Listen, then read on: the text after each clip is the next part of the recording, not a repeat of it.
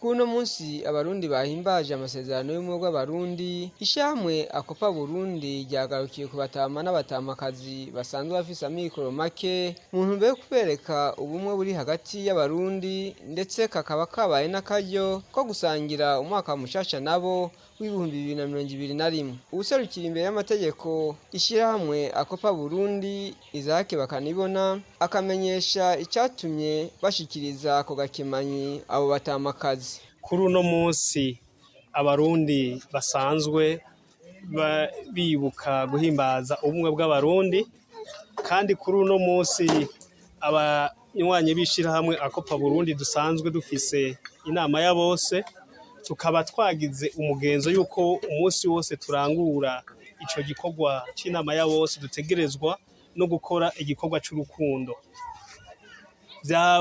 Huriranye kandi n'uyu munsi wo kwibuka amasezerano y'ubumwe bw'abarundi, kikaba ari n'ikimenyetso cerekana urukundo ruri hagati y'abarundi, ari naco gituma abanywanyi b'ishirahamwe ACOPA Burundi twegeranije ko umwe wese afise kugira ngo tuze kwifatanya n'aba bavyeyi bacu bari ngaha muri kino kigo.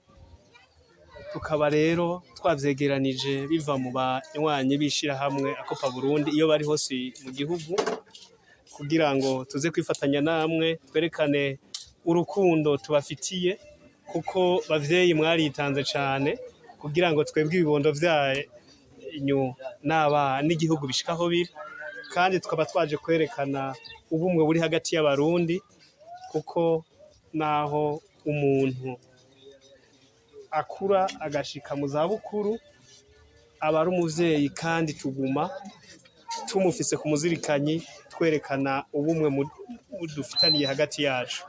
Rero tukaba twazanye aka gakemanyi kugira ngo natwe duterere agacumu k'ubumwe, twongere twifatanye namwe mu guhimbaza uno munsi mukuru w'ubumwe, kandi twongere dusangire n'umwaka mushasha w'ibihumbi 2022. Tukaba rero tubasaba yuko mwokakira mukagashira ku mutima ushima, hanyuma Imana ikabakomeza kugira ngo ibandanye ibazigama, tuze turonkemwe imigisha n'amahoro n'iterambere, kandi tuze tuburangize mu mahoro, tuze dusubire duhure muri uyu mwaka nyene no mu myaka ikurikira, tuganira tukomeye twese duhimbaza Imana nziza y'u Burundi yituzigama, twongera duterera mu bikorwa byo gukunda igihugu n'ubumwe bw'abarundi hagati yacu mu miryango ni mu bavukanye. Abo bakurambere bashikirijwe ako gakemanyi barakenguruka, bagasaba ishirahamwe ryagarukiye ko ACOPA Burundi kugendera n'abandi bafise amikoro make. Ku ruhande rero rwacu n'ukuri turashimye, turakengurutse ukuntu muje kuturaba, kandi ntibiherere ngaha, kandi turazi kandi si ubwa mbere umenga si ubwa mbere, nuko ndibuka gusa ibyo twariye twaravyakiriye, mugabo mu bantu womenga n'ubwa mbere, ariko kubera tubonye muje uko mubaje ubwa mbere mbonye yuko ari bo nyene.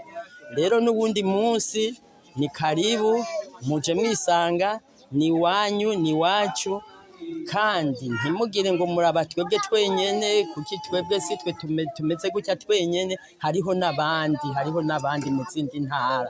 Hose Imana izobashoboze, muzogende mushikayo, nuko n'ukuri turabashimiye gose gose gose. Murakoze, mumbaye ifungurwa inzara mu kunyica, kandi narahumye imyaka 9 ndahumuka kubera Imana. Ewe bashinga ndaye, murakoze cyane, Imana ibongeze umugisha, ibahe ibikorwa mumwe murakora mukorera Imana, murakoze. Iyo miryango bagarukiye ko rero ikaba iri muri komine Ntahangwa, zone Kamenge, quartier ya Mirango ya 2.